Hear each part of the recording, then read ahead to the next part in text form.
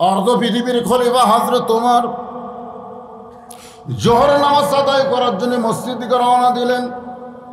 জোহরের নামাজ পড়ানোর জন্য মসজিদের দিকে রওনা দিলেন। যে মানুষটা মসজিদ দিকে রওনা দিলেন সেই মানুষটার নাম হলো হযরত ওমর। ধরে বলেন নাম কি?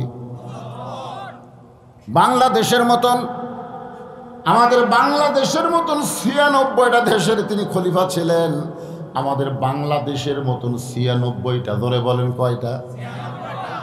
মাথায় টুপি, মুখে দাড়ি, পরনে জুব্বা। অনেকের ধারণা টুপিওয়ালা, দাড়িওয়ালা, জুব্বাওয়ালারা দেশ সামলাবার পারবে না, এরকম বলে কি বলে না? আমাকে একজন বলে, হুজুর এত বড় জুব্বা পরে আপনি পেশাব করেন, সমস্যা হয় না? আমি বললাম কেন? বলে সামনে ধরে পেশাব করতে পিছনে যদি পড়ে যায় তো ওরা জালের মতো জুব্বা হুজুর। আমি বললাম তোমার খবর কি? বলে চেন খুলি আর ব্রাশ ফায়ার করি, আমার কোনো টেনশন নেই। আপনারা বলেন হযরত ওমর যখন অর্ধ পৃথিবীর খলিফা তখন কি টুপি খুলছিলেন নাকি? দাড়ি কামাইছিলেন নাকি?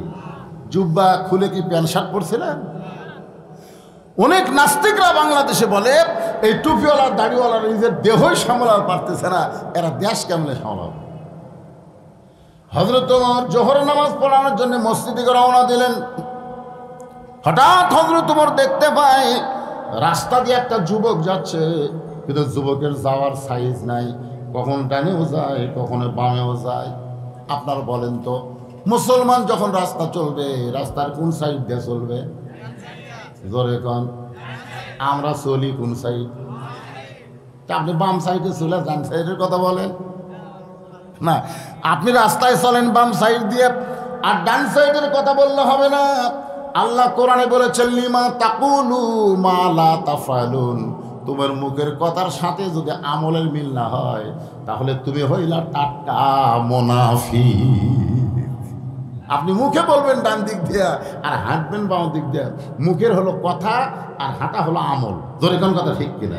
লিমা তাকুলু মা লা তাফআলুন। যদি আল্লাহর কোরআন দিয়ে বাংলাদেশ চলতো তাহলে আমরা সবাই রাস্তার ডান সাইড দিয়ে হাঁটতাম। জোরে কোন কথা ঠিক কিনা? হ্যাঁ, এই কি হলো? এই দুইটার কি হলো রে?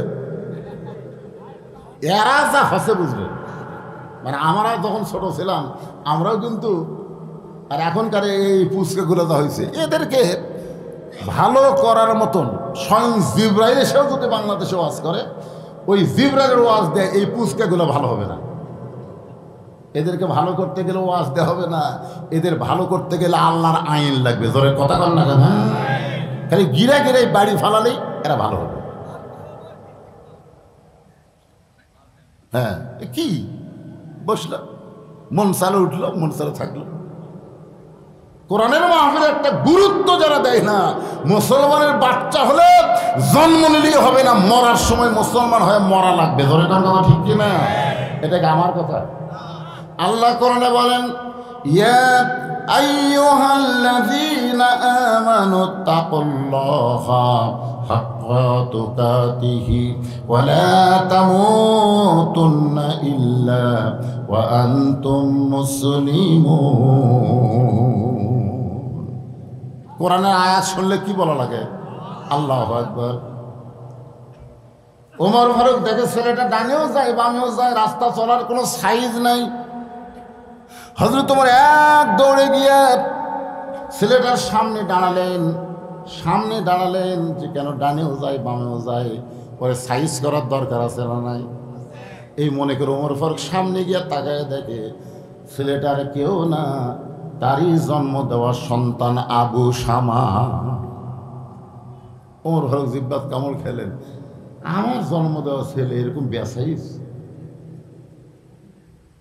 কি কন? আপনার ছেলে কিছুই মনে হবে না? এই সরকার কিছুই মনে হবে না যে আমার জন্ম দেওয়া ছেলে কখনো ডানেও যায় কখনো বামেও যায়? ওমর ফারুক জিব্বাত কামড় দিলেন, কামড় দিয়ে চিন্তা করলেন আমার ছেলে কেন ডানে যাচ্ছে কেন বামে যাচ্ছে, এটা বুঝাবার গেলে সর্বপ্রথম আমাকে সালাম দেওয়া লাগবে। রাসূল বলেছেন আসসালামু ক্বাবলাল কালাম। কারোর সঙ্গে যদি কথা বলতে চাও আগে সালাম দিয়ে তারপরে কথা বলতে হবে। আগে কি? সালাম। আগে সালাম দেন। আপনি আপনার সন্তানকে সালাম দেন। আপনি শুধু সালাম নিবেন এ ধান্দায় থাকলে হবে না। যেই ছেলে বাপ মাকে সালাম দেয় না ওই ছেলেকে বাপ মা সালাম দেওয়া লাগবে। আপনি একদিন সালাম দেন আর কোনো দিন দেওয়া লাগবে না, ওই শর্মে দেখা হলে আপনাকে সালাম দেবে। আপনি বলেন তো বাপ বেটার মধ্যে যদি সালাম চালু থাকে ওই বেটা কোনো দিন বইয়ের কথা মতো বাপ মাকে কষ্ট দিবে না। আজ থেকে খালি আপনি বাবা হয়ে আপনার বেটাকে সালাম দেন, খালি সালাম চালু করে দেন, ওই আর বইয়ের বুদ্ধি শুনবি না। ওর কাছে বাপ মা তখন বড় হবে, বউ পরিবর্তন করা যাবে কিন্তু বাপ মা পরিবর্তন করা যাবে না। কথা কম না কেন? আমাদের বাংলাদেশে বউ পরিবর্তন করা যাবে না, কথা কন যাবে কি যাবে না? নিজের ছেলেকে সাবধান করার জন্য হযরত ওমর সালাম দিলেন, আসসালামু আলাইকুম, আসসালামু আলাইকুম ইয়া ইবনি, রে আমার পুত্র, তোমার প্রতি আল্লাহ রহমত বর্ষিত হোক। ছেলেটা বলতেছে, আপনি কে ভাই? আপনাকে তো চিনলাম না। ওমর ফারুক ছেলেটাকে সালাম দিলেন, আর ছেলেটা সালামের উত্তর তো দিলই না, বরং বলতেছে, আপনি কে ভাই? আপনাকে তো চিনলাম না। ওমর চমকে গেল, বেটা হয়ে বাপরে ভাই কয়, আপনি কোন লক্ষণ ভালো? ডানেও যায় বামেও যায়, আবার সালামের উত্তর দেয় না, বলে আপনি কে ভাই? ওমর ফারুক চিন্তায় পড়ে গেলেন, আমার সন্তান আমাকে ভাই বলতেছে, কারণ কি? মুখের কাছে নাক টানিয়া যায়, মুখের ভিতর থেকে মদের গন্ধ পায়। মুখের ভিতর থেকে কিসের গন্ধ আসতেছে? ওমর ফারুক আশ্চর্য হয়ে গেল, আমার ছেলে মদ খাচ্ছে। আল্লাহর কোরআনের আইন হলো, কেউ যদি মদ পান করে তাকে 80টা বেত মারা লাগবে। জোরে বলেন কয় বেত? এটা হলো আল্লাহর আইন। আর বাংলাদেশের সরকার আইন কি সেটা সরকার ভালো জানে, উকিল ভালো জানে, কিন্তু আল্লাহর আইন হলো তাকে 80টা বেত্রাঘাত করা লাগবে। এখন 80টা বেত মারলে ছেলে বাঁচবে না মরবে সেইটা পরের কথা, আল্লাহর আইন কার্যকর করা লাগবে, সেটাই আসল কথা। জোরে কোন ঠিক কিনা? ওমর ফারুক লক্ষ্য করে দেখলেন আশেপাশে কেউ আছে কিনা। চারিদিকে তাকায় দেখে কোনো মানুষজন নাই, খালি বাপ আর বেটা, এছাড়া কেউ নাই। ওমরের মন বলতেছে, তোমার ছেলে মদ পান করেছে এটা কেউ জানে না, তুমি তোমার সন্তানকে বাড়িতে নিয়ে যায় এমনভাবে শাসন করো আর যেন মদ না খায়। কেউ যখন দেখে নাই, তুমি আর তোমার সন্তান, মন বলতেছে তোমার সন্তানকে বাড়িতে নিয়ে গিয়ে সাইজ করো আর যেন ভবিষ্যতে মদ না খায়। ঈমান বলতেছে, ওমর কেউ দেখেনি এই কথা বলতে পারো না, কেউ না দেখলেও তোমার আল্লাহ দেখেছে। জোরে কোন ঠিক কিনা? আপনার বলেন তো, মন আর ঈমান এই দুইটাকে এক? বাংলাদেশের মুসলমান মনের তাগিদে চলে, ঈমানের তাগিদে চলে না। মনের তাগিদে চলার কারণে একলাই 50টা ভোট দেয় আর মন বলে কেউ দেখে নাই। কিন্তু ঈমান যদি আপনি খেয়াল করেন, আপনার ঈমান বলতেছে দরজা জানলা বন্ধ করে যতই ভোট দাও, কেউ না দেখলেও তোমার আল্লাহ দেখেছে। খালি এই বিশ্বাসটা আপনারা করবেন যে কেউ না দেখলেও আল্লাহ দেখছে, আর কেউ না লিখলেও দুই কান্দের ফেরেশতা লিখতেছে। জোরে কোন কথা ঠিক কিনা? আপনি দরজা জানলা বন্ধ করে অশ্লীল ভিডিও চালু করে যুবকেরা তোমরা পর্নোগ্রাফি দেখতেছো, মনে করতেছো বাপ মা ঘুমিয়ে গেছে, দরজা জানলা বন্ধ, কেউ দেখতেছে না। তাহলে একটা বিশ্বাস করো, কেউ না দেখলেও কে দেখতেছে? আরো জোরে, জোরসে বলুন। আর কেউ না দেখলেও না, তোমার দুই কান্দের ফেরেশতা আছে না নাই? কোরআনে আল্লাহ বলেছেন, কিরামান কাতিবিনা ইয়ালামুনা মা তাফআলুন, তোমার দুই কান্দে দুই মোহরি। এগুলা গান গালে গুনাহ হবে না। এ কে বাবু মুরব্বী, আপনার তো আমাকে সময়কার গান, এটা তো আমাকে গান, সেই সময়কার গান। তোমার দুই কান্দে দুই মোহরি, লেখিতেছেন ডায়েরি, দলিল দেখে রায় দিবে, টাকা পয়সার নাই কারবার। আছেন আমার মুক্তার, আছেন আমার ব্যারিস্টার, শেষ বিচারের হাইকোর্টেতে তিনি আমায় করবেন পার, আমি পাপী রাসূল জাবিন্দা। মনের ঘরে তালা দিয়া, এই কথাটা একটু বোঝেন তো, দেখেন বুঝতে পারেন কিনা। মনের ঘরে তালা দিয়া চাবি নিয়া আছেন সাই, আমি অধম শব্দ কি তার হুকুম ছাড়া বাইরে যাই, হুকুম ছাড়া বাইরে যাই।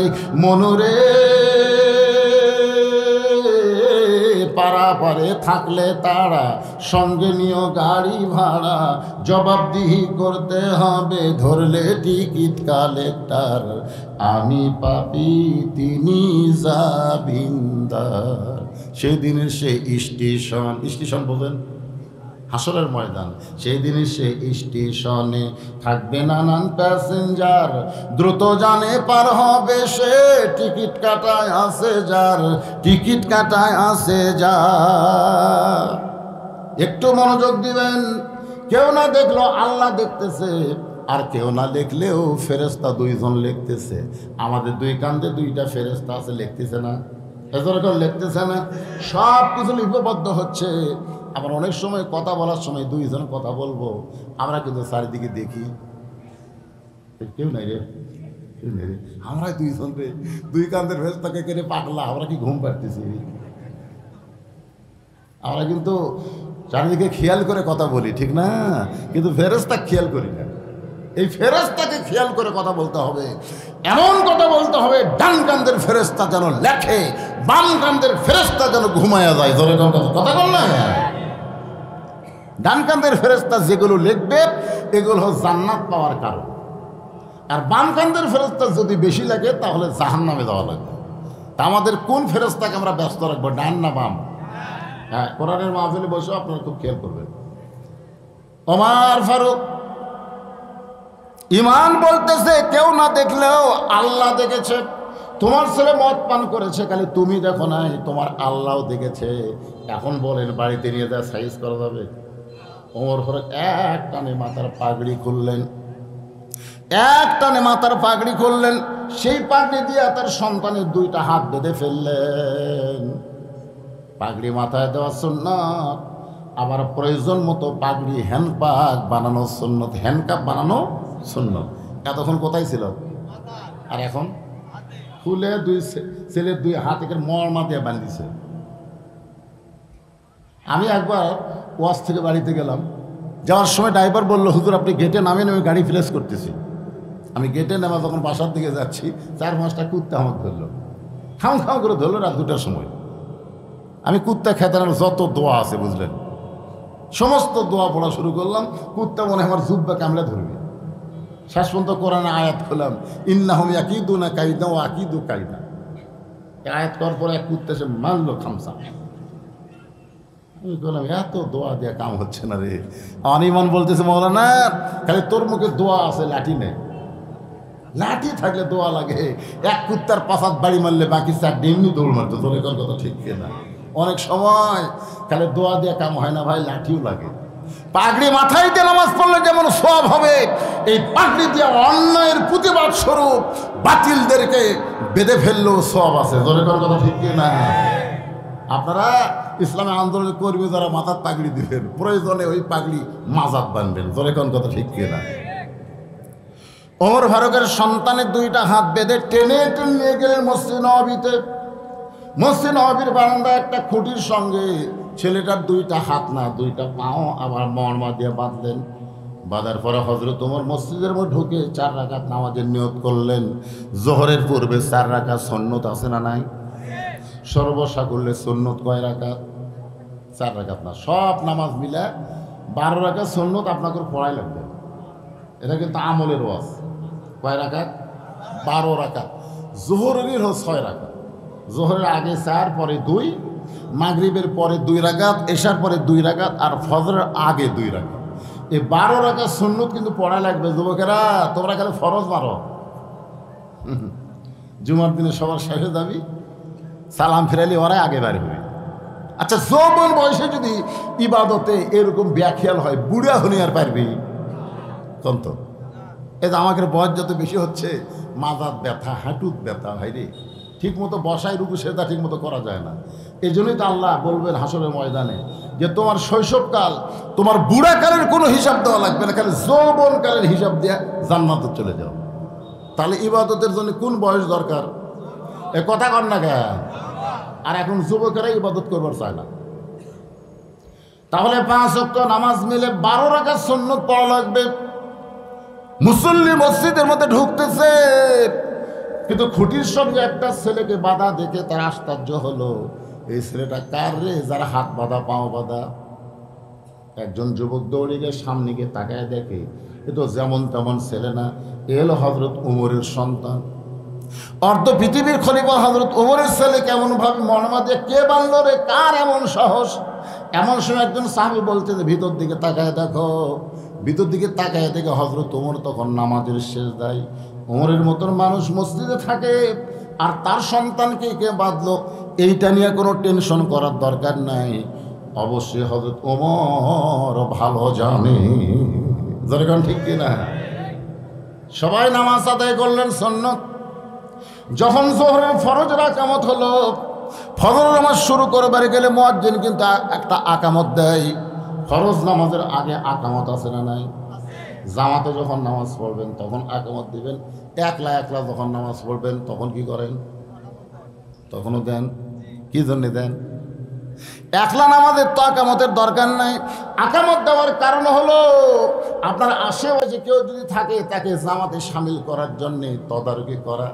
কিন্তু একলাও আকামত দেওয়ার কারণ হলো যদি কোনো মানব না থাকে, অন্য কেউ এসে আপনার সঙ্গে জামাতে হাজির হওয়ার পারে। ধরে কর না সুবহানাল্লাহ। ভাইজান, এই আকামত যখন শুরু হয়, আকামতের মধ্যে একটা শব্দ আছে, কদ কামাতিস সালাহ। কদ কামাতিস সালাহ আছে না নাই? কদ কামাতিস সালাহ, নামাজ দাঁড়িয়ে গেছে। নামাজ এমন একটা ইবাদত যার শুরুটা দাঁড়িয়ে করতে হবে। ইচ্ছা করে চেয়ারে বসে কিন্তু নামাজ হবে না। যে মসজিদের মধ্যে চেয়ার ঢুকছে বুঝবেন ওই মসজিদের জামাত মাকরু, ওই মসজিদের জামাত মাকরু। আপনি যতই নামাজ পড়েন জামাতের সওয়াব আপনি পাবেন না, কারণ চেয়ার যখন কাতারের মধ্যে থাকবে ওই কাতার কোনো দিন সোজা হবে না। আর কাতার সোজা না হলে ওই জামাত আল্লাহর দরবারে কবুল হবে না। জামাতে নামাজ পড়ে গেলে কাতার কি করা লাগবে? কথা বল না কেন? আপনাকে মসজিদে কি চেয়ার ঢুকছে নাকি? হ্যাঁ, কথা বলা লাগবে না। হ্যাঁ, শোনেন, চেয়ারে নামাজ পড়া, আপনি অসুস্থ মানুষ বাড়িতে পড়তে পারেন বসা থেকে। চেয়ারে নামাজ পড়ার কোনো কথা নেই, আপনি বসা নামাজ পড়বেন। বসা যদি না পারেন আপনি শুয়ে থেকে পড়বেন। শুয়েও যদি কষ্ট হয় ইশারা দিয়ে পড়বেন, কিন্তু চেয়ারে বসবেন না। চেয়ারে বসলে আল্লাহর আনুগত্য আদায় হয় না, কারণ আল্লাহ কোরআনে বলেছেন কুমু লিল্লাহি কানিতিন, আল্লাহর আনুগত্য নিয়ে তোমরা দাঁড়িয়ে যাও। কার সামনে? কি হয়ে? মাস্তান হয়ে না আসামি হয়ে? তো চেয়ারত বসে কোনদিন আসামি হয়? আপনারা কোনোদিন কোনো আসামিকে চেয়ারত বসে দেখছেন? এ কথা কান না, তোমার চেয়ারত বসে নামাজ পড়িচ্ছে। 10 কেজি ব্যাগ লিয়া গোটা হাট বাজার করলো, 2 কিলো রাস্তা অটো ভ্যানের ভাড়া না দেওয়ার জন্য হেঁটে হেঁটে আসলো, আর মসজিদে এসে তুমি চেয়ার খুঁজতেছ। নামাজের যখন আকামত শুরু হয়ে গেল, হযরত ওমর মেহরাবের মধ্যে ঢুকে গেলেন। সমস্ত সাহাবীরা তাকায় দেখে ওমরের টুপি আছে, কিন্তু টুপির উপর পাগড়ি নাই। আল্লাহ রাসূল পাগড়ি ব্যবহার করে নামাজ আদায় করেছেন। টুপির উপর কেউ যদি পাগড়ি পরে আল্লাহ তাকে খুশি হয়ে 70 গুণ সওয়াব বেশি দেয়। জোরে কোন সুবহানাল্লাহ। তাই বলে মনে করেন না এটা পাগড়ি পরা ফরজ, তা না, এটা সুন্নত, সুন্নতে রাসূল। তো সাহাবীরা আল্লাহ রাসূলকে সবচাইতে বেশি অনুসরণ করছে। জোরে কোন কথা ঠিক কিনা? আতিউল্লাহ ওয়া আতিউর রাসূল। ওমর ফারুকের মাথায় পাগড়ি নাই, যে উমর পাগড়ি পরে নামাজ পড়ায় সেই উমরের মাথায় পাগড়ি নাই। আপনারা বলেন তো পাগড়িটা কোন জায়গায়? পাগড়ি তার ছেলের হাত পাও বাঁধা রাখছে। জোহরের 4 রাকাত ফরজ আদায় করার পরে জোহরের 2 রাকাত সুন্নত নামাজ পড়ে হযরত ওমর খুব তড়িঘড়ি করে সন্তানের কাছে আসলেন। আয়েশা দেখে সন্তানের হুঁশ ফিরাইছে। সন্তান কান্দের বলে, বাবা আমার 2টা হাত 2টা পা এরকম মর্মা দিয়ে কে বাঁধলো বাবা, মেহেরবানি করে আমার বাঁধনটা খুলে দেন। ও বাবা, আমার বাঁধনটা খুলে দেন, আমি বড় কষ্ট পাই। বাবা গো, আপনার ছেলে কেমন করে কে বাঁধলো বাবা, মেহেরবানি করে আপনি আমার বাঁধনটা খুলে দেন। ওমরের চোখ দিয়ে দর দর করে পানি পড়তেছে। পানি পড়ার কারণ হলো দুইটা। এক নম্বর কারণ হলো কিছুক্ষণ আগে তুই আমারে বললি কে ভাই, আর এখন বলতেছিস আমারে বাবা। কিছুক্ষণ আগে সালাম দিলে কি বলছে, আপনি কে ভাই, আর এখন বলতেছে বাবা। ওমর ফারুক বুঝতে পারলেন দুনিয়ার যতই মদ পান করো 2-1 ঘন্টা তুমি মাতাল থাকবা, নিশা কাটা গেলে কিন্তু তুমি আর মাতাল থাকবা না। ইমাম গাজ্জালি বলেছেন আমার কাছে এমন একটা মদের খবর আছে, সেই মদ যদি কেউ একবার পান করে আজরাইল না দেখা পর্যন্ত তার হুঁশ ফিরে আসবে না। সমস্ত ছাত্র বললেন হুজুর আমরা দুনিয়ার সমস্ত মদের খবর জানি, মদ পান করলে বড় জোর 2-4 ঘন্টা মানুষ পাগল থাকে, কিন্তু এমন কোনো মদ কি আপনি জানেন যেই মদটা পান করলে আজরাইল না দেখা পর্যন্ত হুঁশ ফেরে না? সেই মদের নাম কি? যে মদ একবার ভিতরে ঢুকাইলে আজরাইল না দেখা পর্যন্ত হুঁশ আসে না। জোরে গান কি আসে না? আজরাইল দেখলে হুঁশ আসে, তার আগে হুঁশ আসে না। মাতালের মতন বলতেছে ওই যে দেখতেছেন না হুজুর ওই বাড়ি আমার, ওই বাড়ির সামনে যে পুকুর দেখতেছেন ওটাও আমার, তার সামনে জমি দেখতেছেন এটাও আমার।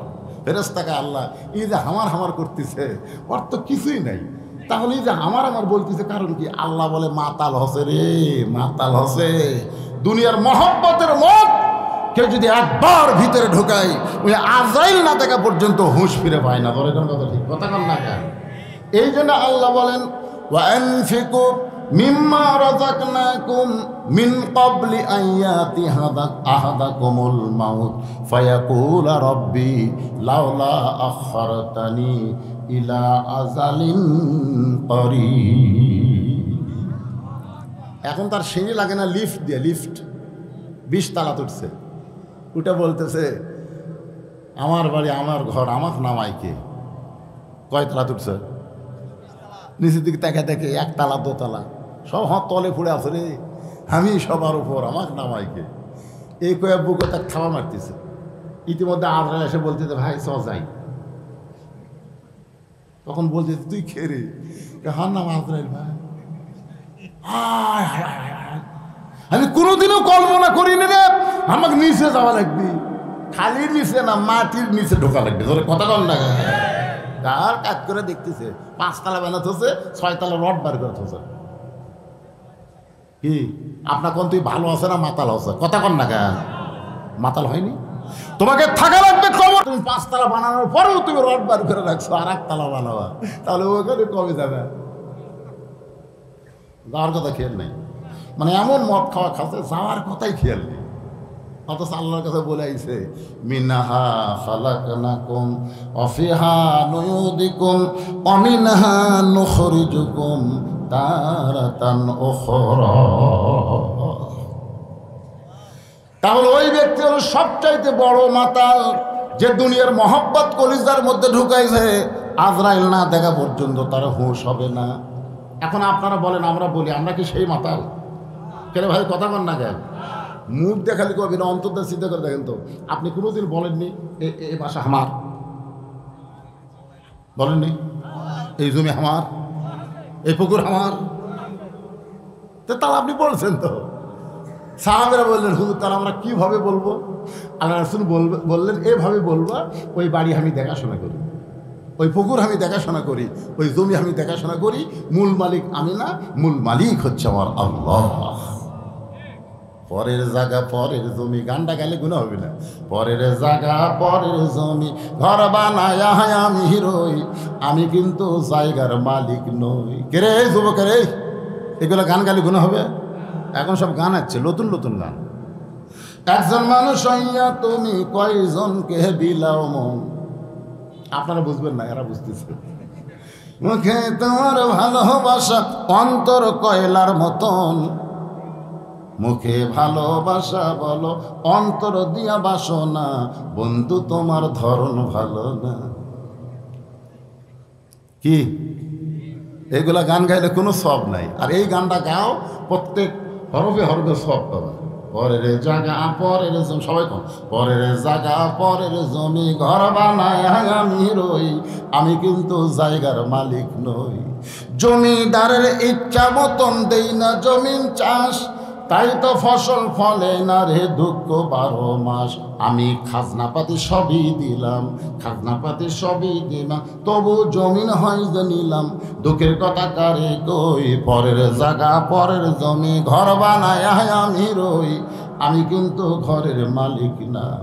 উমরের চোখ দিয়ে দর দর করে পানি পড়ার কারণ হলো, সন্তান যখন বাবা বাবা বলে ডাকে, যত পাষাণ বাবা হোক না কেন, ওই সময় বাবার অন্তর জান্নাতের শান্তি বাবা বাবা গো, আপনার ছেলেকে এভাবে কে মরমা দিয়ে বানছে বাবা, আমার কষ্ট হয় বাবা। বাবা বাবা বলে যখন কাঁদতেছে, উমরের চোখটা পানি পড়তেছে, কারণ সন্তান যখন বাবাকে বাবা বাবা বলে ডাকে, বাবার অন্তরে তখন জান্নাতের একটা শান্তি আসে। আর এই শান্তিতে বাবা সারা জীবন যা কামাই করে সব সন্তানকে দিয়ে দেয় কি দেয় না?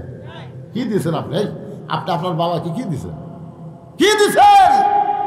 খালি বাবা বাবা বলে দেখেই বাবার কলিজা আপনি শান্তি করে দিয়েছেন। আর কতগুলো সন্তান আছে বইয়ের বুদ্ধি শুনে আর বাবাও ডাকে না, এরকম আছে না নাই? আগে হারিয়ে গেছি যে থাকতো বাপ মার সাথে, বিয়া করার পর বউ যে কি কান মন্ত্র দিছে, আর এই গ্রামে থাকে না, এখন নওগাঁ শহরে বাসা করছে, বউ লিয়া ওই বাসার থাকে। বাবা একদিন অসুস্থ হয়ে গেছে, অসুস্থ বাবা ভালো ডাক্তার দেখাতে গেছে, ডাক্তারের মোড় আছে না নাই? নগদ আছে না নাই? বড় ডাক্তার, একে সিরিয়াল দিতে দিতে রাত 9টা বেজে গেছে। রাত 9টার সময় এখন চিন্তা করে, এত রাত্রে হারিয়ে গেছি, যাই না বেটার বাসার যাই। মন বলতেছে কে এত কষ্ট করে হারিয়ে গেছে, জালেবে কেন, বেটার বাসার যা। বাবা ইচ্ছা করে কোনোদিন বেটার বাসায় যায় নাই, কারণ বাবা জানে আমার ছেলে নষ্ট হয়ে গেছে ওর বইয়ের কারণে, ধরে কোন কার কারণে।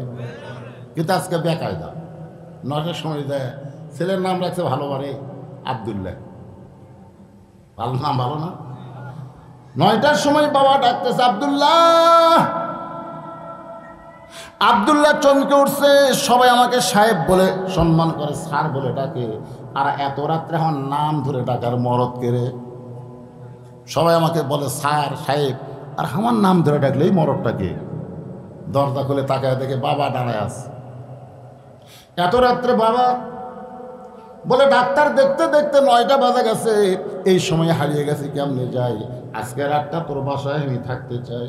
আব্দুল্লাহ হলে বাবা আমার কোনো আপত্তি নেই, আপনি তো রাগ করে আসেন না। বাবা বলতেছে আজকে বেকায়দা, রাত থাকলেও যাওয়ার বুদ্ধি নেই। এখন আব্দুল্লাহ তার বাপকে ধরে নিয়ে রেস্টরুমে বসে বলে বাবা একটু ধৈর্য ধরেন। বাবা বসে আছে, আব্দুল্লাহ আস্তে আস্তে বইয়ের কাছে গিয়ে এতিমের মতন বলতেছে, এতিমের মতন করুণ স্বরে বলতেছে, ম্যাডাম ম্যাডাম দেখো আমার বাবা। জানি না, দেখেন মরদ মানুষের কথা কথা আসতে বলতেছে, কেগো আমার বাবা আইছে। জানি না, আব্দুল্লাহ আব্দুল্লাহ বলে চিনলাম না, আমি সবই শুনছি, তুমি কি মনে করছো ঠসা? স্বামী জোরহাত করে বলতেছে, এত জোরে কয়ো না, আব্বা শোনা পাইলে মন, এই কিসের মন খারাপ? দেখেন কতগুলো মরদ মানুষ বইয়ের কাছে এত জিম্মি হয়ে গেছে। এখন কতগুলো মরদ মানুষ আবার বইয়ের জন্য বাসা লিখাও দেয়, বউক আর বাসা লিখা দিছে, বাড়ির চাকর বানাছে, এইরকম কতগুলো মর্দা আছে না? কথা বল, আমার বাবার সামনে একটু খাবার দাও। বউ বলতেছে তোমার মন চাইলে তুমি দাও, সকালবেলা আমার মাজা বেদনা ধরেছে, পিঠকালি শিরশির করে, আমি শুয়েছি আর আমি উঠতে পারবো না। আব্দুল্লাহ এতিমের মতন বাবার কাছে গিয়ে বলে বাবা, বাবা বলতেছে আমার খাওয়ার কোনো দরকার নাই, হারিয়ে গেছি, যাইতে পারি নাই বলে রাত 9টার সময় তোর বাসায় এসে আমার থাকা খাওয়া লাগবে না বাবা, আজকে রাতটা একটু আমাকে থাকতে দে। আব্দুল্লাহ বলে আসলে কি আপনি খাবেন না? বলে না বাবা, খাওয়ার কোনো দরকার নাই, আমার পেট ভরা আছে, আমার কি আছে। এখন বাবা না খায় 9টার সময় ঘুমায়। রাত যখন 11টা বাজে, ওই সময় আব্দুল্লাহর শালা বইয়ের ভাই, জোরে কোন কার ভাই, 11টার সময় এসে ডাক দিচ্ছে শেফালি আপা। আব্দুল্লাহ বইয়ের নাম হলে শেফালি, সে বলে আপা গাঁত ছিল কম্বল, আবদুল্লার বইয়ের গাঁত কি ছিল কম্বল, ফেলা দিয়ে মারছে লাভ। আবদুল্লাহ কাইকারে কম্বল আছে, বউ নাই। বউ যা গেট খুলে বলতেছে ভাইজান এত রাত্রে, ক্রাম বোর্ড খেলতে খেলতে রাত হয়ে গেছে, ঘড়ি দেখিনি, তাও একটু ঘুমাবার চাই। বোন বলতেছে না, না খাইয়া ঘুমাতে আমি দেবো না, তুমি না খাইয়া ঘুমাবা আর আমার কলজা শান্তি হবে। এখন আবদুল্লাহর বউ শালাকে খাবার দেওয়ার জন্যে ভাত গরম, তরকারি গরম, মাছ গরম, গোস্ত গরম, সব গরম করে ভাইয়ের সামনে দিয়ে বলে খাও ভাই, খাও ভাই, তুই না খাইলে আমার কলিজার শান্তি নাই। আবদুল্লাহ ঘরের মধ্যে চিন্তা করে, আমার বাবা 9টার সময় আইসে, ওর মাজা বেদনা, আমার বাবাকে খাবার দিল না, বাবা না খাইয়া ঘুম পাড়তেছে। আর ভাইয়ের সামনে খাবার দিয়ে বলে খা ভাই, খা ভাই। বার হয়ে দেখে 5 তরকারি গরম ভাত, শালার মাথায় বইয়ের হাত। কয় তরকারি গরম ভাত, আর শালার মাথায় হাত দিয়ে বলছে আর এক টুকরা খা ভাই, আর এক টুকরা না খাইলাম। আবদুল্লাহ চুপি চুপি বাবা যেই ঘরে ঘুমায় ওই ঘরে জানলার পাশে গিয়ে তাকায় দেখে জিরো বাল্বের আলোতে বাবার শুকনা মুখটা দেখতে পায়। বাবার শুকনা মুখ দেখেছে, আর আল্লাহর কোরআন এসে আবদুল্লাহর সামনে বলতেছে ওয়াকাযা রাব্বুকা আল্লা তা'বুদু ইল্লা ইয়াহু ওয়া বিল ওয়ালিদাইনি ইহসানা। আল্লাহ রাসূল বলেছেন বাপ মা পাওয়ার পরেও নিজের গুনাহ যারা মাফ করে নিতে পারলো না তারা ধ্বংস হয়ে যায়। সাহাবারা বললেন হুজুর, বাপ মা জীবিত থাকার পরেও যে সন্তান নিজের গুনাহ মাফ নিতে পারলো না, গুনাহটা কিভাবে মাফ নেবে? আল্লাহ রাসূল বললেন বাপ মার খেদমত করবে, বাপ মার মনে আনন্দ দিবে, বাপ মাকে সুখ দিবে, তাহলে বাপ মা দোয়া করবে, আল্লাহ সেই দোয়া তার জন্য আত্মা জান্নাতের দরজা খুলে দিবে। আল্লাহ কোরআনে বলতেছেন আল্লাহর ইবাদতের পরে বাপ্পার প্রতি দয়া করো, ইহসান করো, ভক্তি করো। কোন সন্তান মহব্বতের নজরে বাপমার মুখের দিকে যদি একবার তাকায়, তার আমল নামায় আল্লাহ খুশি হয়ে একটা কবুল হজের সওয়াব দিয়ে দেয়। আল্লাহর কোরআন বলতেছে আব্দুল্লাহ তোর বাবা তোকে লেখাপড়া করার জন্য কি করছে রে?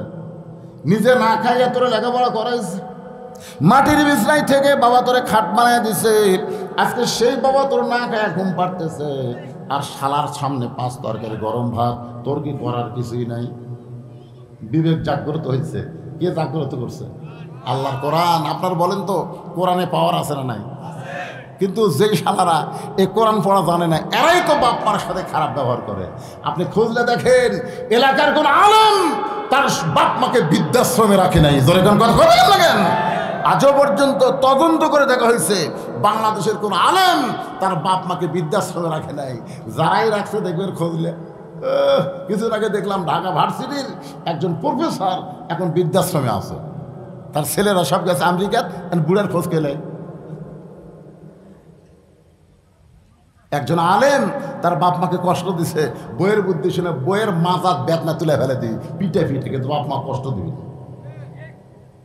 আমার মনে আছে আমার বউ একদিন আমার কইল যে আগামী সোমবার আমার বাপ আসবে, আব্বা দেশি মুরগি, ট্যাংরা মাছ এগুলো বেশি ভালোবাসে, ইলিশ মাছ। আমি বললাম ঠিক আছে, খালি তো তোমার বাপ খাবে না, তোমার বাপের ছিল আমাকেও খাওয়াবি। তোর এখানে কথা ঠিক দিল। আমি বাজার করে এনে দিলাম, একেবারে সেই সকাল থেকে শুরু করছে 13-14 আইটেমের পাক করে শ্বশুরের সামনে যখন খাবার দিল, আমি দূর থেকে দেখতেছি আমার শ্বশুর খাবারই চাই না, জোর করে আমার বউ দেয়। এক সময় আমার শ্বশুর রাগ করে বললো এত যদি খিলাস আর আমি আসবো না, কেন তুই আমাকে খাওয়ার জন্য দাম দিস নাকি? আমার মনটা এত খুশি হলো যে মেয়ে তার বাপকে খাওয়ায়, কত শান্তি। কিন্তু একদিন আমি দেখলাম যে আমার বাপ, আমার জন্ম দেওয়া বাপ, তার সামনে আমার বউ 1 থালি বিস্কুট দিছে। আমি দূর থেকে দেখতেছি বাবা বিস্কুট খায় আর বুড়ো আঙ্গুল এই সাইডে দেয়, বিস্কুট খায় আর লোক দেয়। বিস্কুট খায় লোক দেয় কারণ কি? আমি কাছে এসে বাপকে যখন সালাম দিলাম আসসালামু আলাইকুম, আমার বাবা সালামের উত্তর না দেখে তুই কি ভালো বিস্কুট দেখিস না? আমি যতবার আসি তোর বউ 1 থালি করে বিস্কুট দেয়, আর বিস্কুট খেলে দাঁতের সাথে লেগে যায়। বিশ্বাস করেন আমি একটা বিস্কুট মুখ দিয়ে দেখলাম একেবারে বিস্কুট বয়কা হয়ে গেছে। চিন্তা করলাম কেনি এত বিস্কুট আমি কিনি, আর বাপের সামনে বয়কা বিস্কুট, ওর বাপের সামনে 13 আইটেমের খাবার, আর আমার বয়কা বিস্কুট। আমার আমল আছে না নাই? আমল আমল আল্লাহ বলেছেন লিয়াবলুয়াকুম আইয়ুকুম আহসানু আমালান ওয়া হুয়াল আজিজুল গফুর। সন্তান, আমি আল্লাহ তোমাকে ভালো আমলের পরীক্ষা করব। তোমার শ্বশুরের সামনে 13 আইটেম আর বাপকে বয়কা বিস্কুট দিছে, তোর করার কিছুই নাই। আমি আস্তে করে ঘরের মধ্যে ঢুকলাম। ঘরের মধ্যে ঢুকে উদউ ইলা সাবিলি রাব্বিকা বিল হিকমা, আল্লাহ বলেছেন ডাইরেক্ট যদি কিছু দাওয়াত দেবার না পারি তাহলে হেকমতের সাথে দে। হেকমত। আমি ঘরের মধ্যে গিয়ে বললাম এর নাম হলো হেকমত। আমার বউ দৌড়ে দৌড়ে এসে বলতেছে তোমার বাপ বসে আছে, তোমার শরম নাই। আমি হাতে ডাকি, কারণ বাপের কাছে বউ তো বোঝেন না। যেই ঘরের মধ্যে আসলো আমি সিটকানি তুলে দিলাম।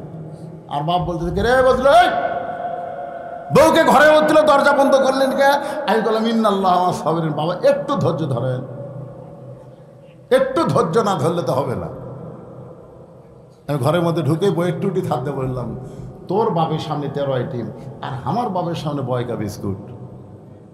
এই বাপ মরে গেলে মা মরে গেলে কোনোদিন বাপ মা পাবো না। আর তুই যদি সকালবেলা মরিস বিকালবেলা বিয়ার বইয়ের অভাব হবে না। ধরে কোন কথা ঠিক কিনা? ছাড়া দিলেও বউ পাওয়া যায়, মরে গেলেও বিয়ে করা যায়, কিন্তু বাপ মা যদি মরে কিয়ামত পর্যন্ত আর বাপ মা পাবো না। সেই বাপ মারে বয়কা বিস্কুট দিবি। আমি তোকে যেই বলছি তোকে আর কিছুই বলি নাই।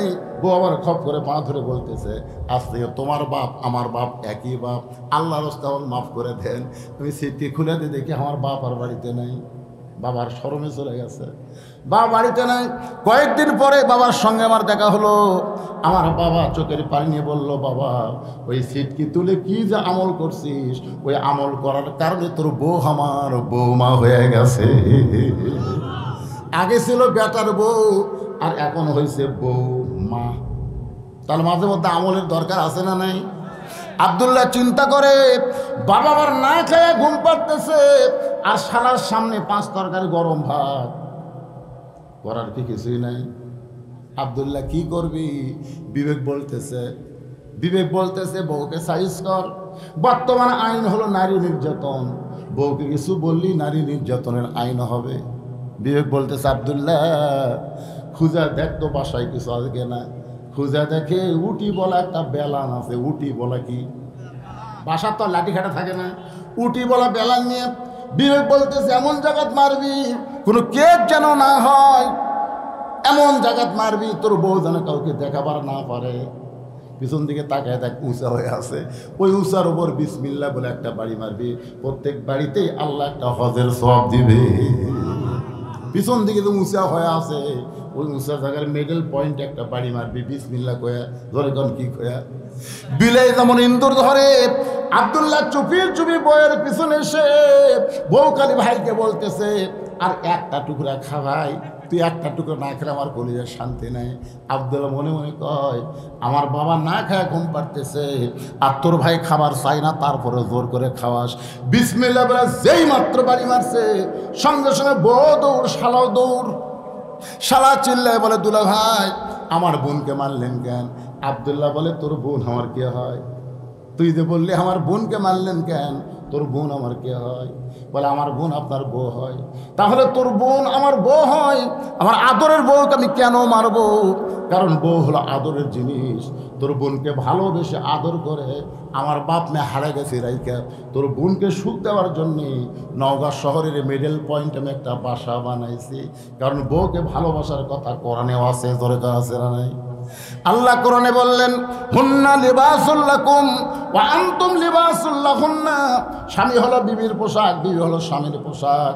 নবী আমার বসে আছেন ঘরের ভিতরে, এমন সময় মা আয়েশা ঘরের মধ্যে ঢুকলেন। উম্মাহাতুল মুমিনিন আমাদের মা আয়েশা যখন ঘরের মধ্যে ঢুকলেন নবী সঙ্গে সঙ্গে ঘরের দরজা বন্ধ করে দিলেন। মা আয়েশা থরথর করে কাঁপতেছে। আল্লাহ রাসূল বলে আয়েশা কি জন্যে কাঁপো?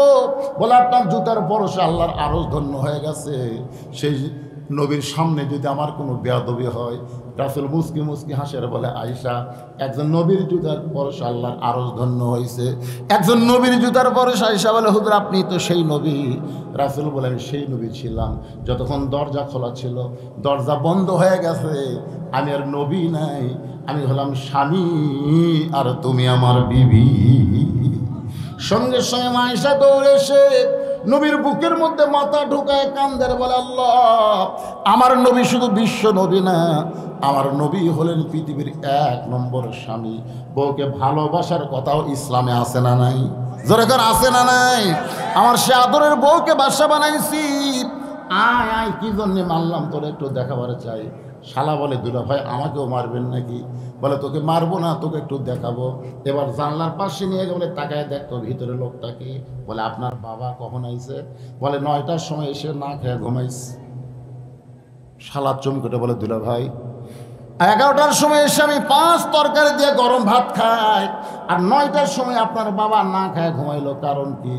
আব্দুল্লাহ বলতে, কারণ হলো তোর বোনের মাজা বেদনা, বেশ শিরশির করে, আমার বাবার সামনে খাবার দেয়নি বলে বাবা দুঃখ করে না খায় ঘুমাইছে।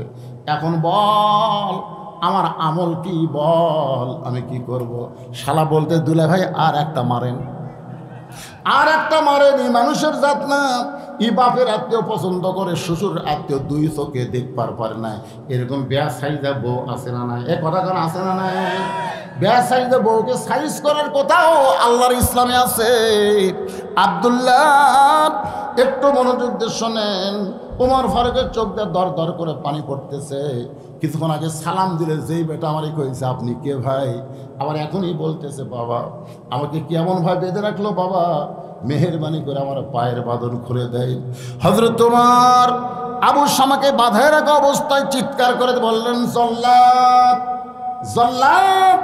সঙ্গে সঙ্গে সমস্ত সাহাবী চমকে উঠল। ওমর ফারুক যখন জল্লাদকে ডাকতেছে, তাহলে অবস্থা খারাপ। কি ডাকতেছে? জল্লাদ বোঝেন আপনার? জল্লাদ বোঝেন? জল্লাদ শাহজাহান কিছুদিন আগে মুক্তি পাচ্ছে। কি জল্লাদ শাহজাহান? আমি ফেসবুকে দেখলাম, খবরে দেখলাম, জল্লাদ শাহজাহান অনেক আসামিকে জেলখানায় কি দিছে? ফাঁসি দিছে, ফাঁসি। তো একজন সাংবাদিক বলতে, জল্লাদ শাহজাহান ভাই, আপনি যে এত মানুষকে ফাঁসি দিলেন, এই ফাঁসি দেওয়ার সময় আপনার অভিজ্ঞতা কি? তখন বলে, একটা অভিজ্ঞতা আছে, সেটা বললে আবার হক জেলের জলে গই। একটা অভিজ্ঞতা আছে, সেটা বললে আবার হক জেলের জলে গই। তিনি চিন্তা করেন কি অভিজ্ঞতা? উনি একটু অ্যাঙ্গেলে বলছেন আর কি, সারা যে একজন আসামিকে ফাঁসি দেওয়ার জন্যে তাকে নিয়ে আসা হচ্ছে, যাইদিকে সে নামাজের মধ্যে আছে। কার মধ্যে আছে? 12টার সময় ফাঁসি কার্য করা হবে, নামাজ পড়তেছে। 12:15 সময় নামাজ যখন শেষ করলো, তাকে বলা হলো, চলেন ফাঁসির মঞ্চ প্রস্তুত, আপনি চলেন। সে বলতেছে, আলহামদুলিল্লাহ, আমার কোনো আপত্তি নেই। এই বলে লোকটা ফাঁসির মঞ্চের দিকে আনন্দ নিয়ে আসতেছে। আমাকে বলছে, কে ভাই, আমার মাথার চুলের সাইজ তো ঠিক আছে, তোমার কাছে চিরুনি হবে, চুলটা একটু সাইজ করি। পরে চিরুনি মাথা এখনই ফাঁসি হবে, তোর চুল সাইজ করতেছে। হাসতে হাসতে ফাঁসির মঞ্চে গেল। জল্লাদ শাহজাহান বুঝাইল, আল্লাহর কতকগুলো বান্দা ফাঁসির মঞ্চে যায়, বিশ্বাস করে ফাঁসির মঞ্চ না, তাদেরকে জান্নাতের দরজায় আহ্বান করা হচ্ছে। দরকার কথা ঠিক কিনা? আল্লাহ কোরআনে বলেন, ওয়ালা তাকুলু লিমান ইউকতালু ফি সাবিলিল্লাহি আমওয়াতুন বাল আহইয়াউ ওয়ালাকিন লা তাশউরুন। আজকে ফিলিস্তিনের মুসলমানকে যে ইসরায়েলের ইহুদির বাচ্চারা হত্যা করতেছে, আপনার কি মনে করেন ওরা মারা যাচ্ছে? আল্লাহর কোরআনের আয়াত অনুযায়ী কেউ মারা যাচ্ছে না, বরং সবাই চির অমর হয়ে জান্নাতের মধ্যে ঢুকতেছে। সুবহানাল্লাহ। আল্লাহ রাস্তায় যাদেরকে হত্যা করা হবে, আল্লাহ বলেছেন তাদেরকে তোমরা মৃত্যু বলো না। জল্লাদ বলার সঙ্গে সঙ্গে জল্লাদ এসে হাজির, আমিরুল মুমিনিন আমারে ডাকলেন কেন? বলে, ডাকার কারণ হলো আমার আবু শামা মদ পান করছে। সমস্ত সাহাবীরা চমকে উঠছে, এই জিনিসটা কেউ জানতো না। ওমর ফারুক, আমার আবু শামা মদ পান করেছে। তাকে 80টা দৌড়া মারো, 80টা বেত্রাঘাত করো। এই বলে আবু শামাকে বেত্রাঘাত করার জন্য ওমর ফারুক জল্লাদের হাতে চাবুক দিয়ে দিলেন। আমার সামনেই তুমি বেত্রাঘাত করো। জল্লাতে একটা চাবুক মারছে, ওমর ফারুক এরকম চেয়ারে বসে আছে। জল্লাদ দ্বিতীয় চাবুক মারছে। মারা লাগবে কয়টা? জোরে বলেন কয়টা? 2টা মারতে। হযরত ওমর চেয়ার থেকে উঠে বলতে, এ জল্লাদ, তুমি যে আমার সন্তানকে চাবুক মারতেছো, সত্য করে বলো তো তুমি কার খেয়ালে মারতেছ? আমার খেয়ালে না আল্লাহর খেয়ালে? তুমি আমার ছেলেকে কয়টা মারলা? 2টা চাবুক মারলা। তুমি সত্যি করে বলো, এই 2টা চাবুক তুমি কার খেয়ালে মারছ? আমার খেয়ালে না আল্লাহর খেয়ালে? জল্লাদ বলতেছে, আপনি সামনে বসে আছেন আর আল্লাহ আছে গোপনে। তো সামনে বাদ দেওয়া, গোপনের কথা মনে হয়? আজকে বাংলাদেশ সরকার আছে সামনে, আল্লাহ আছে গোপনে। আমরা বক্তারা ওয়াজ করবার গেলে কার খেয়ালে ওয়াজ করি? আল্লাহর খেয়ালে ওয়াজ করলে জেলখানা ঢোকা লাগবে। কি মনে হয়? কথা হয় না। খেয়ালেতে রাখো মন, খেয়ালো অমূল্য ধন, খেয়ালো হারাইয়া গেলে, খেয়ালো হারাইয়া গেলে সব হবে তার কারণ। পুলিশ ধরার ভয়ে সব লোকে আছে, আজরাইল ধরার খেয়ালই নেই। আপনারা বলেন তো, মুসলমানের কাছে পুলিশ ধরার গুরুত্ব বেশি না আজরাইল ধরার গুরুত্ব বেশি? কথা কন না, একেবারে কথা না কন। জীবনে আপনার পুলিশ ধরবে কিনা কি কোনো গ্যারান্টি আছে? নাও ধরতে পারে, কিন্তু সেই পুলিশ ধরার চিন্তা করি। একটা বড় যে আজরাইল ধরবেই, সেই ধরা নিয়ে আমরা টেনশন করি। যে কোনো মুহূর্তে আজরাইল ধরবে। রে যুবকেরা, যারা কোরআনের মাহফিল করতেছ, আমাকে বলেছে হুজুর যুবকেরা কোরআনের মাহফিল করতেছে, আজকের মাহফিলে কোনো আদায় নাই, আদায়বিহীন মাহফিল। সুবহানাল্লাহ, বুঝি না? আপনারা কি বলেন? এই যুবকেরা কোরআনের মাহফিল করার পাশাপাশি যদি 5 ওয়াক্ত নামাজ আদায় করে, কয় ওয়াক্ত? 5 ওয়াক্ত নামাজ পড়ে, কাজটা ভালো হবে না? কিন্তু এখানে এমনও যুবক থাকতে পারে যারা কোরআনের মাহফিল করতেছে, মাগরিবের নামাজ পড়েনি, এশার নামাজও পড়েনি, হয়তো ফজরও পড়বি না। আপনারা বলেন তো, এরকম 1 কোটি মাহফিল, 1 ওয়াক্ত নামাজ, 2টা যদি 2 পাল্লায় দেওয়া হয়, ওজন বেশি হবে কার? তাহলে চিন্তা করেন, এই মাহফিল দিয়ে কোনো কাজ হবে না যদি আপনি নামাজি না হন। আমি যুবকদের অনুরোধ করবো, বাবা, এই বয়সই হলো আল্লাহর হুকুম, নামাজ পড়তে হবে। একমাত্র নামাজে পারে মানুষকে যাবতীয় খারাপি থেকে বাঁচাই দিতে। যে কথাটা বলতেছিলাম খেয়াল করেন। ওমর ফারুক বললেন, জল্লাদ, তুমি কার খেয়ালে চাবুক মারতেছো? বলে, আল্লাহ আছে গোপনে, আপনি আছেন সামনে, আপনার খেয়ালে চাবুক মারতেছি। ওমর ফারুক বললেন, জল্লাদ রে, আমার খেয়ালে আমার সন্তানকে 800 যদি চাবুক মারো, তারপরে দৌড়া আদায় হবে না, মারতে হবে কার খেয়ালে? দাও চাবুক, আমার দাও। তুমি কি মনে করো আমি আমার সন্তানকে ভালোবাসি না? আমার খেয়ালে আমার সন্তানকে চাবুক মারতেছো, সেই চাবুক আমি কাইরা নিয়া নিজে দৌড়া মারবো। তার মানে কি মনে করতেছো তুমি জল্লাদ হয়ে আমার সন্তানকে ভালোবাসো, আমি আমার সন্তানকে ভালোবাসি না? দুনিয়াতে বাবা হলো 2 রকম। একটা বাবা যে সন্তানের দুনিয়া ভালো চায়, মরার পরে সন্তানের কি হবে এই খেয়াল করে না, এরা হলো ভেজাল বাপ। ধরে এখন কি বাপ?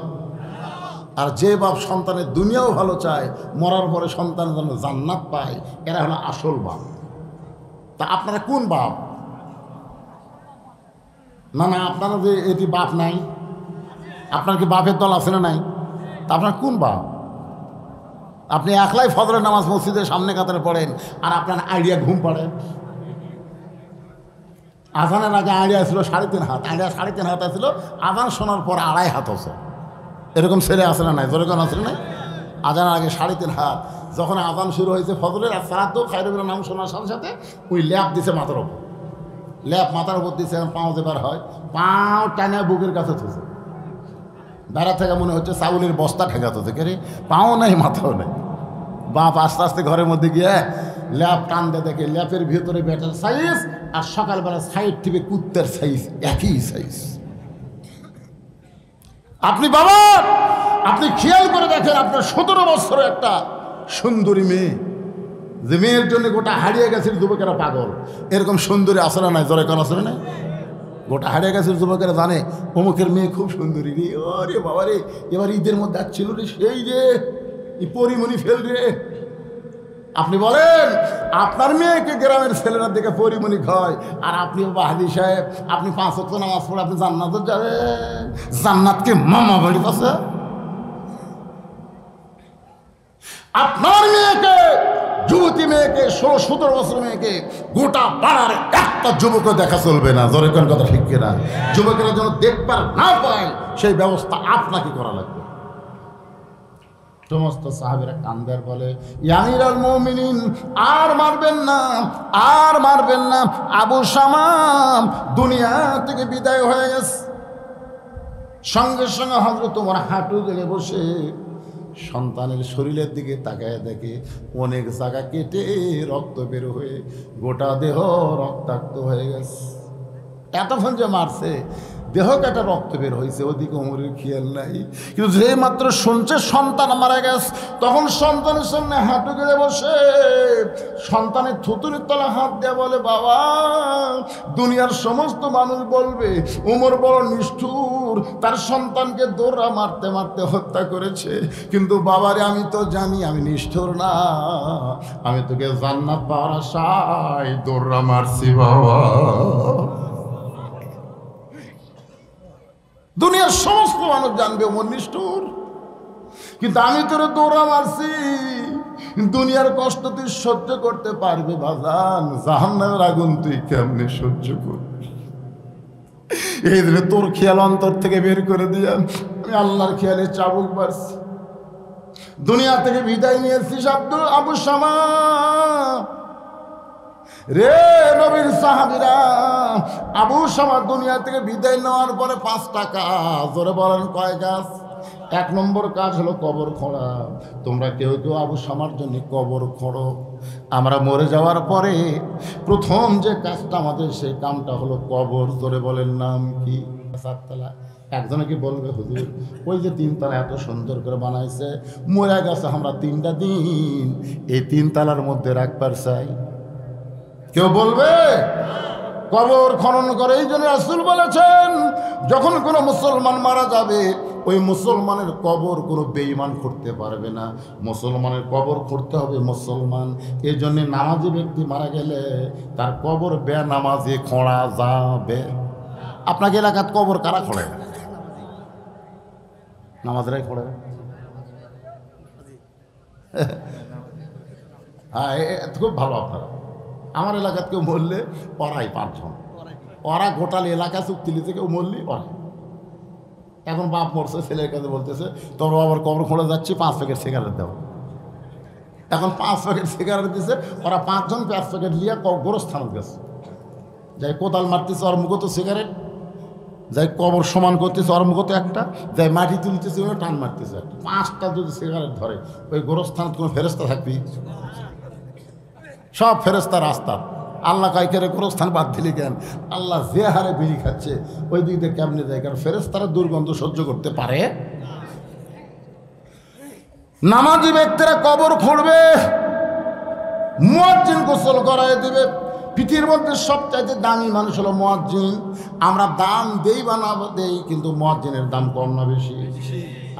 রাসূল বললেন, বেলাল তুমি একটু আমার কাছে আসো। বেলাল যখন নবীর কাছে আসলেন, নবী বলেন, বেলাল রে তুমি আমার পাশাপাশি দাঁড়াও। বেলাল নবীর পাশাপাশি দাঁড়াইলে আল্লাহ রাসূল বলেন, বেলাল তুমি তো আমার চাইতে অনেক খাটো। বেলাল বলে, রাসূল আল্লাহ আপনি হলেন ইমাম, আমি হলাম মুয়াজ্জিন, আপনার চাইতে খাটো হয় তো ভালো। রাসূল বলে, বেলাল রে নিয়ত করার দরকার আছে না? যখন আছে না, সবচেয়ে ভালো নিয়ত হলো নিজের সন্তান বাবার জানাজা করতে পারলে খুব ভালো। আপনাদের এরকম সন্তান গড়ে তুলছেন যে বাবা মারা গেলে বাবার জানাজা সন্তান করবে? আল্লাহর বান্দারা যতই কিছু করেন, নিজের সন্তান জানাজা করে যখন কবরের পাশে গিয়ে বলবে, রব্বির হামহুমা কামা রব্বায়ানি সগীরা, আল্লাহ চোখের পানি দেখে বাবার জীবনের গুনাহ মাফ করে দিবে। ওমর ফারুক বললেন, 5টা কাজের মধ্যে একটা কাজ শুধু তোমরা করো, আবু শামার জন্য কবর খোঁড়ো। আমি নিজে আবু সামারে গোসল করায় দিব। ওমর ফারুক বললেন, আমার সন্তানকে আমি গোসল করায় দিব, আমার সন্তানকে আমি কাফনের কাপড় পরায় দিব, আমার সন্তানের জানাজার নামাজ আমি পড়াবো, আমার আবু সামাকে নিজের হাতে কবরে নামায়া দিব। এখানে কয়টা কাজ দেখলেন? 1 নম্বর কাজ কি? কবর খনন করা। 2 নম্বর, আমার সন্তানকে আমি গোসল করাই দিব। 3 নম্বর, আমার সন্তানকে আমি কাফনের কাপড় পরাই দিব। 4 নম্বর, আমি নিজে জানাজার ইমামতি করব। আর 4 নম্বরে আমি তাকে কবরের ঘর নিজের হাতে নামায় দিব। কবর খনন করার পর ওমর ফারুক তার সন্তানকে গোসল করাচ্ছে। নিজে কেন গোসল করাচ্ছেন? কারণ কত জায়গায় চাবুক মারছে, আল্লাহর খেয়ালে এগুলো দেখতে পারে নাই, কিন্তু গোসল করাবার গেলে বাবার কিন্তু সব দেখতে পাবে। আর সন্তানকে গোসল করাতে গিয়ে বাবার চোখের পানি যদি বের হয়, ওই চোখের পানির ওসিলায় আল্লাহ সন্তানকে মাফ করে দিবে। সন্তানের মাফের জন্য দোয়া করে বাবা কানলে এই দোয়াকে আল্লাহ ফিরিয়ে দিবে, যেরকম ফিরাই দিবে। নিজের সন্তানকে কাফনের কাপড় পরায় জানাজার ইমামতি করতেছে। সন্তান মারা গেছে, বাবা ইমাম, সন্তান হলো লাশ আর বাবা হলো ইমাম। এরকম জানাজা আমাদের বাংলার জমিনেও হয়েছে। আল্লামা সাইদি হুজুর হলো ইমাম আর রফিক সাইদি হলো লাশ। যেরকম ঠিক কিনা? আল্লামা সাইদি হুজুর একটা ছেলে রফিক সাইদি, ও আগে মারা গেছে। মারা যাওয়ার পরে তিনি প্যারোলে মুক্তি পেয়ে সন্তানের জানাজা নামাজ পড়ালেন। ওই জানাজায় আমরা দেখেছি কিভাবে বাবা কান্দে সন্তানের জন্যে। আবার বাবার লাশের জানাজা আমি নিজে পড়াইছি। আমার বাবা মারা গেল, আমি আমার বাবার জানাজার নামাজ পড়াইলাম। আমি জীবনে বহু মানুষের জানাজা পড়াইছি, 5 থেকে 6 মিনিটের মধ্যে জানাজা শেষ হয়ে যায়। কিন্তু আমার বাবার জানাজা যেদিন পড়লাম সেদিন কিন্তু তড়িঘড়ি করে জানাজা শেষ হয় নাই। কারণ শুধু দোয়া পড়ি না, দোয়ার সঙ্গে সঙ্গে আমার চোখ দিয়ে দর দর করে পানি পড়লো। ফেরেশতা বলে, আল্লাহ, এই হুজুর জীবনে কত মানুষের জানাজা পড়ালো, খালি দোয়া পড়ছে, দোয়ার সঙ্গে পানি বের হয় নাই, আজকে দোয়াও পড়ে পানিও পড়ে। আল্লাহ বলে, ফেরেশতা, তোদের তো বাপ মানায়, তোরা কেমনি বুঝবি? কোনো সন্তান যখন বাবার জানাজা করে আর বাবা যখন সন্তানের জানাজা পড়ায়, চোখের পানির উসিলায় বাবা আল্লাহ সব কিছু মাফ করে দেয়। ওমর ফারুক নিজের সন্তানকে কবরের ঘরে নামায় দিলেন। কবরে মাটি দেওয়ার পরে দাফন হয়ে গেল। দাফন হওয়ার পরে সবাই যখন চলে গেছে, ওমর ফারুক যায় নাই, বরং কোমর থেকে চাবুক বের করে ওই কবরের উপরে আরো 30টা চাবুক মারলেন। 50টা মাতৃ সন্তান মারা গেছে, তাই বলে বাকি 30টা মারবে না তা কিন্তু না।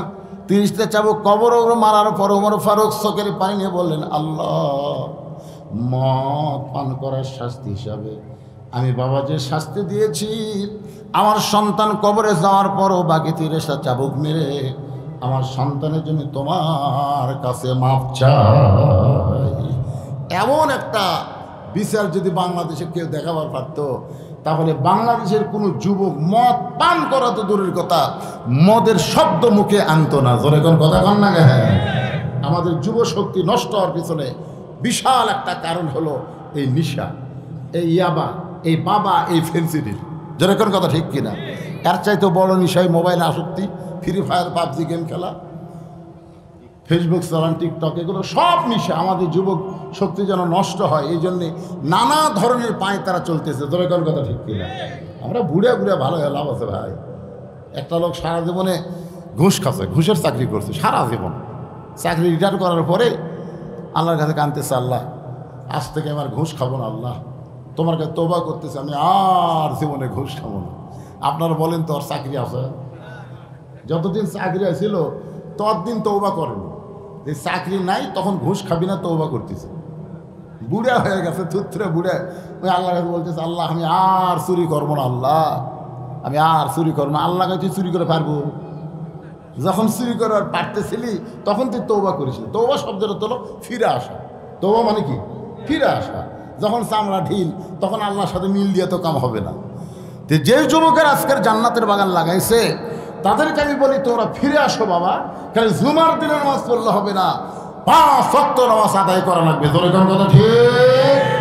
যে সমস্ত মা বোনেরা বেপর্দা আছেন, আমি তাদেরকে বলবো, ফিরে আসেন মা, ফিরে আসেন। আমি মায়েদেরকে পা ধরে অনুরোধ করতেছি, মা 400 বছরের পুরাতন বাবরি মসজিদ ভারত ভাঙ্গে ওই জায়গায় রাম মন্দির বানালো। ভারতে কি মন্দির বানানোর জায়গা নেই? আপনার কোনো জায়গা আছে না নেই? তাহলে মসজিদের জায়গায় মন্দির বানায় ভারত প্রমাণ করে দিল আমরা আর যাই হোক মুসলমানের শত্রু। মুসলমানের কি শত্রু? সে ভারতের চ্যানেল স্টার জলসা, জি বাংলা, বাংলাদেশ চলে। যেই ভারত মসজিদ ভাঙ্গা মন্দির বানাচ্ছে মা, সে ভারতের কোনো চ্যানেল বাংলার মুসলমানের ঘরে চলতে দেওয়া যায় না। জোরে কোন কথা, ঠিক কথা বল না? আজকে ওই চ্যানেলগুলো চলার কারণে আমরা মুসলমান ঈশান নামাজের বাড়ি যাই, ফেরেশতা কিন্তু ঘুরতেছে, এটা মুসলমানের পাড়া। হারিয়ে গেছে কি পাড়া? মুসলমান পাড়া। ফেরেশতা আল্লাহ মুসলমান পাড়া ঢুকলাম, কিন্তু প্রত্যেকটা ঘরের মধ্যে থেকে পূজার বাদ্য হরি হরি হরি হরি। তো মুসলমানের ঘরের মধ্যে পূজার বাদ্য কেন? আল্লাহ বলতেছে ওই যে ভারতের স্টার জলসা, জি বাংলা, এই মেয়াগুলা দেখার কারণে আবার কি হলো, ওই পূজার অটোমেটিক হয় নাকি? কারেন্ট হলে অটোমেটিক হয়? আলহামদুলিল্লাহ। কারেন্ট যে কেন গেল, কেন এলো বুঝলাম না। না না, যখন কারেন্ট গেছে তখন বাজে 12তে গেছে, এখন বাজতেছে 12:25। তো মনে করি এই সামান্য সময়ের জন্য যায় কি হলো?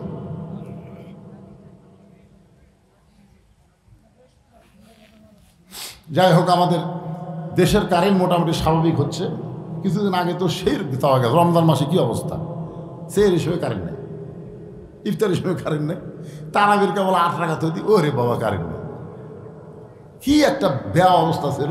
মোটামুটি আজকে এখানে আসার পর থেকে আমি সন্ধ্যার সময় আসছি, এ পর্যন্ত কারেন্টে যায়নি। কেউ আজ শেষের দিকে সে কারেন্ট গেল, মোটামুটি কারণ একটু ভালো হয়েছে নাকি কম? হ্যাঁ, যাই হোক, কঠিন তাপদাহ চলতেছে, কঠিন গরম চলতেছে।